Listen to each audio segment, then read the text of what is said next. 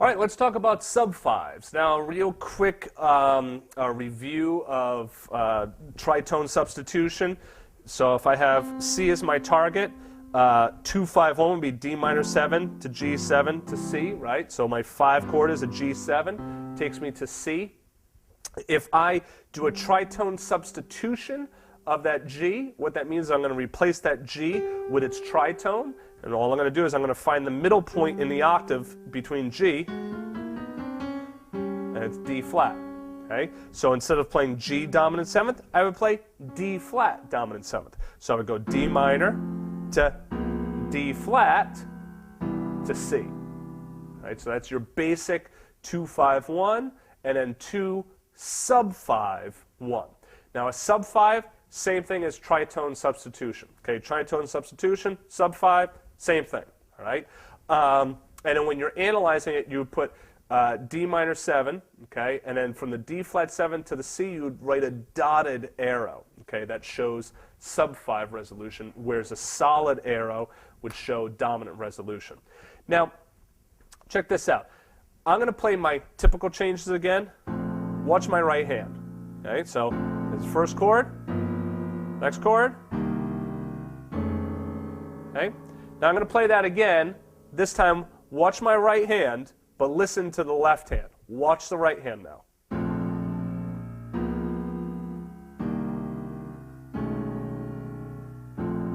What changed in the right hand? Now, if you said nothing, you're absolutely correct. Nothing changed in the right hand. This is what's really cool about sub-fives. So here I have B flat major 7, and I go to G dominant 7. Okay? Now this G dominant 7th is my 7, my sharp 9, my 3rd, my flat 13. It's an alter chord. Okay?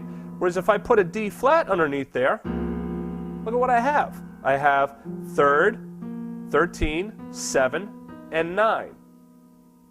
Okay? So if I play a plain vanilla D flat dominant 7th chord, okay, which just has just your 3rd, your 7th, your 9th, and your 13th, 3rd, 7th, 9th, and 13th, but I put a G underneath it, it makes a G altered sound. Now wait a second, you might be thinking, well, what if I were to play a plain vanilla G dominant 7th chord? 7, 3, 9, 13, plain vanilla G7, but what if I put a D flat underneath it? You got it. Makes a D flat altered sound. There's my 3rd, there's my 7th, there's my flat 13, and my sharp 9. Okay? So when you have a dominant 7th chord and you change the bass note to be either the root or the tritone substitution, all right, it will change the quality of the chord. Now you'll notice that bass players will end up doing this often. So rather than playing like D minor 7 to G7 to C, they might throw that D flat in there. But knowing full well that if you play a G dominant 7th chord over here and they play the D flat, it's still going to sound cool. In fact, what it's going to do, D minor 7, say this is the bass player down here, right? And this is you over here playing this with your left hand, right? And then, improvising in the right hand, okay? So if this is your left hand, this is the bass player down here, you can hear, all right, if they just play 2, 5, 1, it's pretty basic. But if they go something like this, you can hear that they, by changing the bass note, have actually changed the harmony and actually created some tension, all right? But they know it's going to work because you're playing that G dominant 7th chord. So you might hear that they start to do that kind of stuff naturally, and then you might do stuff like, kind of like come into that chord and hit that with them as well. Anyway, this change basically just changes the bass note to D flat, C, B, and then I went to the plain old G7 altered, and then C minor and F7 in the 3rd and 4th measure, just so you could see. Now, I told you not to do that typically, not to change like that, all right? It's okay. You'll find that this particular change, I probably wouldn't do this change. I would end up doing something more along the lines of like B flat to D flat, C, B, and then I probably actually wouldn't even do the D to the G because the B is going to resolve better down to B flat. So, sorry.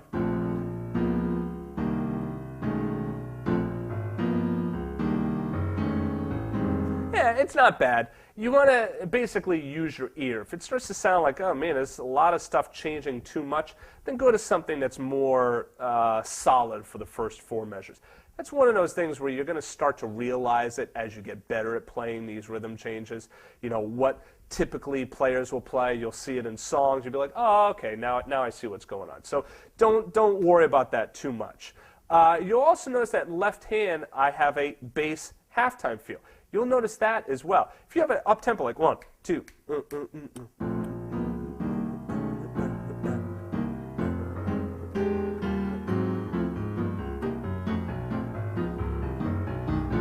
you'll notice that a lot of times the bass player,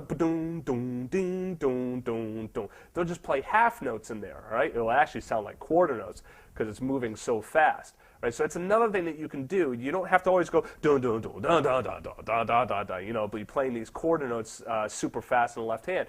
You can give yourself a rest by just playing those half notes.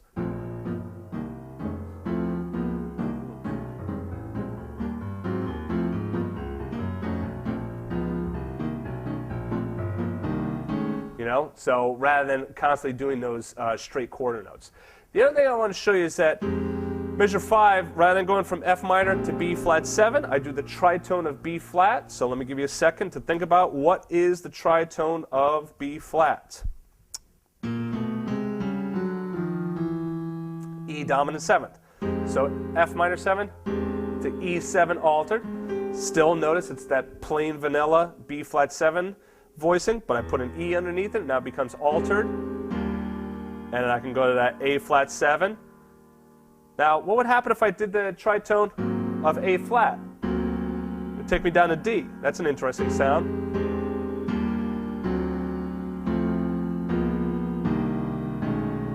And so F to E, E flat. I'm going to go to A flat because now I'm going to do D, D flat, some D flat dominant 7th, C, B dominant 7th. This is something that those last measures 7 and 8, you could take that as well. So let's say we did the basic 1, 6, 2, 5, just a real basic plain vanilla. But then we go to this.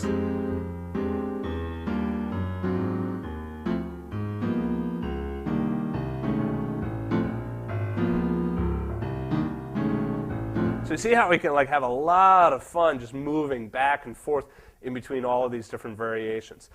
All right, so the next thing we're going to do is we're going to talk about one more change, which is the outside changes, which is a real cool sound. Make sure that up to this point you really have a pretty good understanding of all of these different changes and can go from one into the other into the other.